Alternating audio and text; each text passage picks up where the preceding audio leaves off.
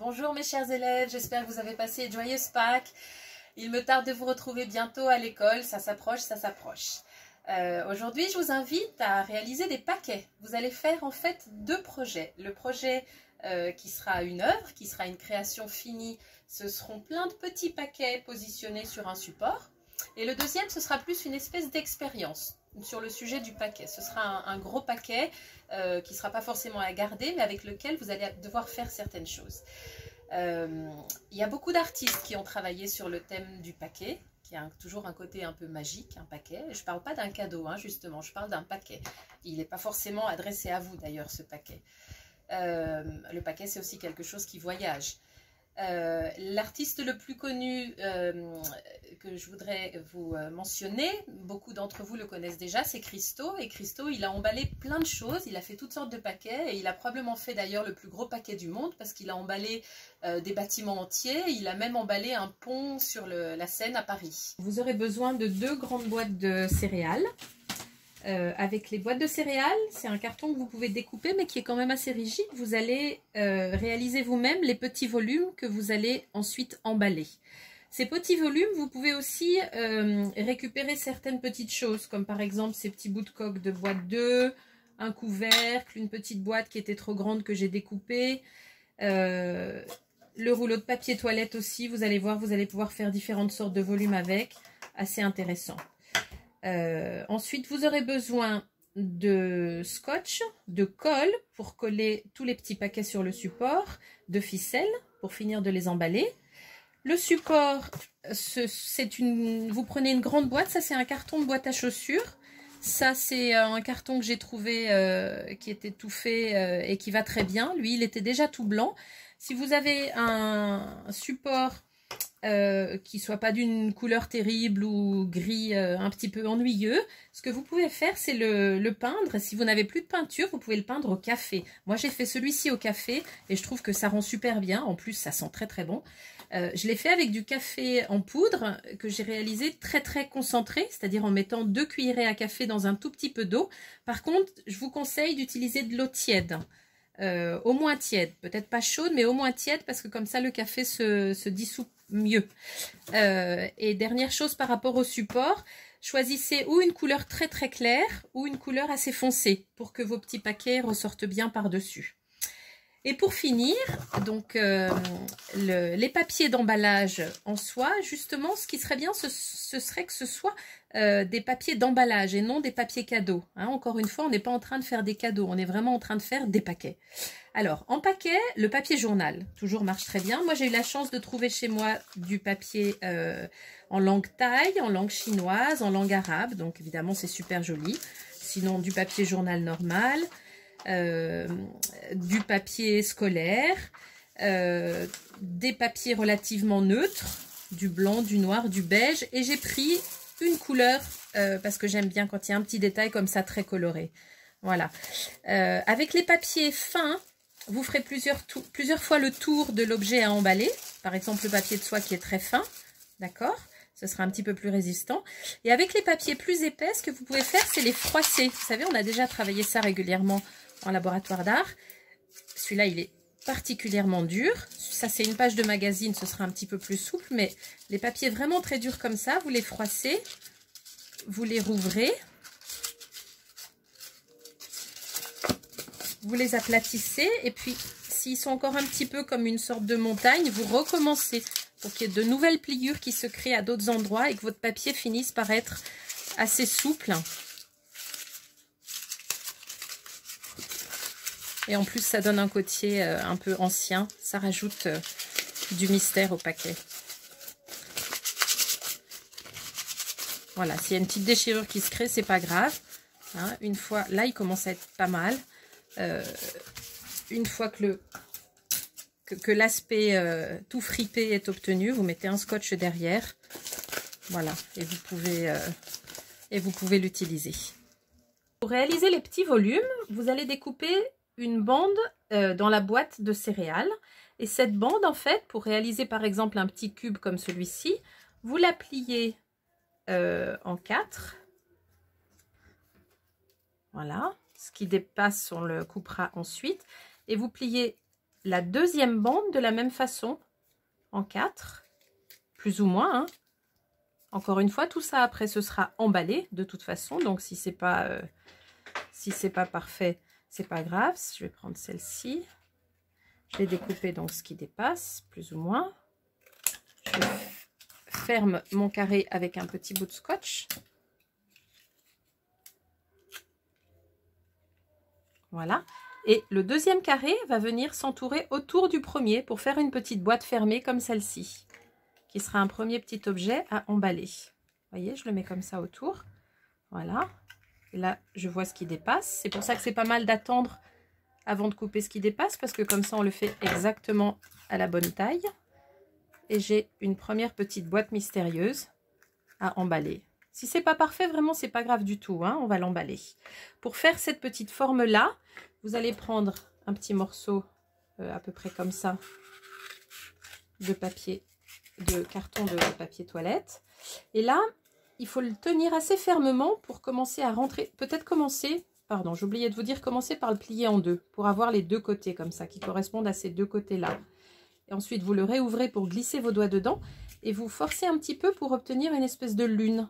Vous voyez cette forme de lune comme ça, hein, et vous allez faire ça sur les 4 côtés, devant, derrière, en haut et en bas. Et vous obtenez ces espèces d'oreilles de chat. Vous le retournez.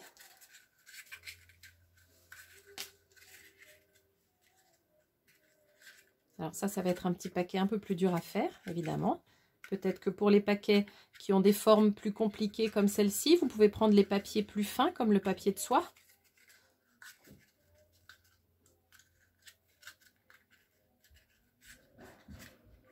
Voilà, donc ça vous fait une deuxième petite forme à emballer. Pour faire celui-ci, c'est pas mal d'avoir des paquets aussi sans forme, qui sont justement ni des boîtes, ni des formes de livres, ni des formes de quoi que ce soit qu'on puisse deviner. Pour faire celui-ci, j'ai pris de nouveau ça. Mais en fait, vous pouvez le faire avec beaucoup de choses. Non, attendez, pardon, je vais le découper plutôt dans ce sens-là. Je vais le découper comme ça, pour avoir une espèce de grande bande qui roule un petit peu sur elle-même. Voilà. Là, en fait, je vais même enlever ça. Jouez un peu avec ces formes-là, hein. C'est-à-dire que moi, là, je vous donne 2-3 idées, mais je pense que vous allez en trouver plein d'autres, auxquelles je n'ai pas pensé moi-même.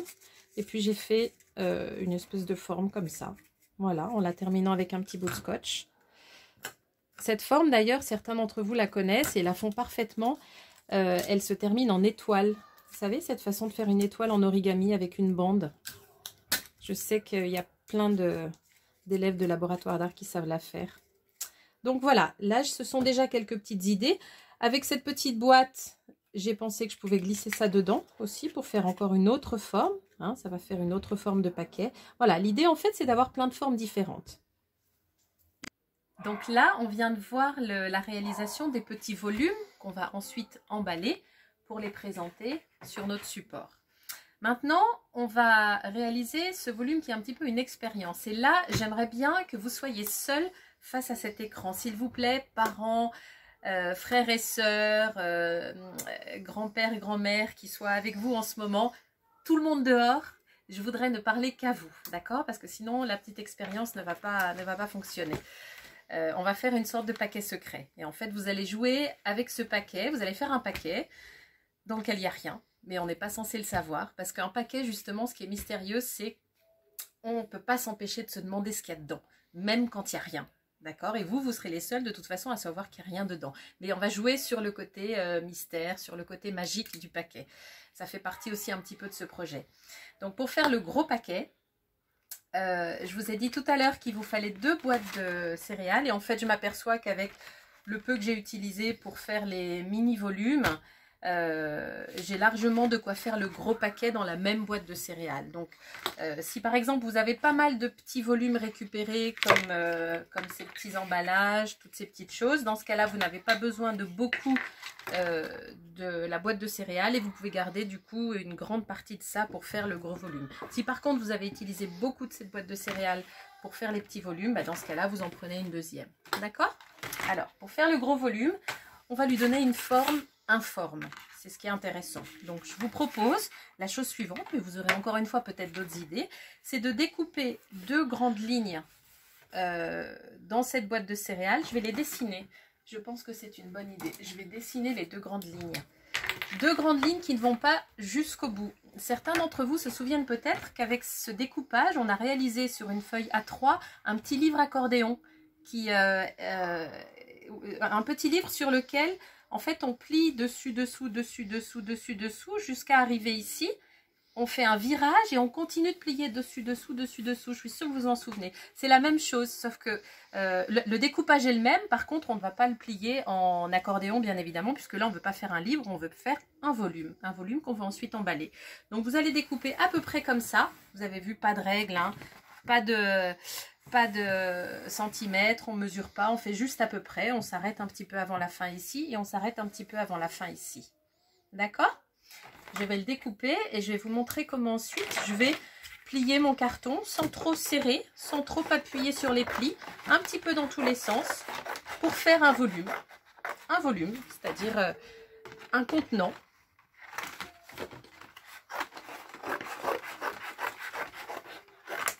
Voilà, donc je l'ai découpé maintenant, il est comme ça. Hein? Et à partir de là, ben, je vais voir. On va tous avoir quelque chose de différent. Moi, je ne sais pas comment mon carton va réagir. Ça se déchire peut-être un petit peu, mais voilà. Et puis, de toute façon, on mettra après du scotch.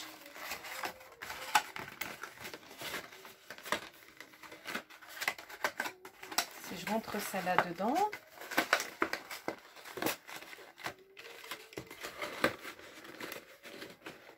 Hop. Je vais le scotcher là,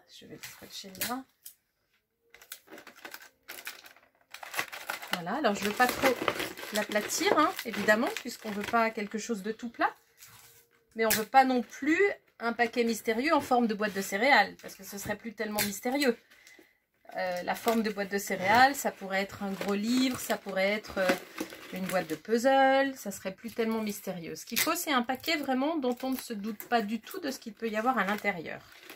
Donc ça, c'est pas mal, ça me plaît bien.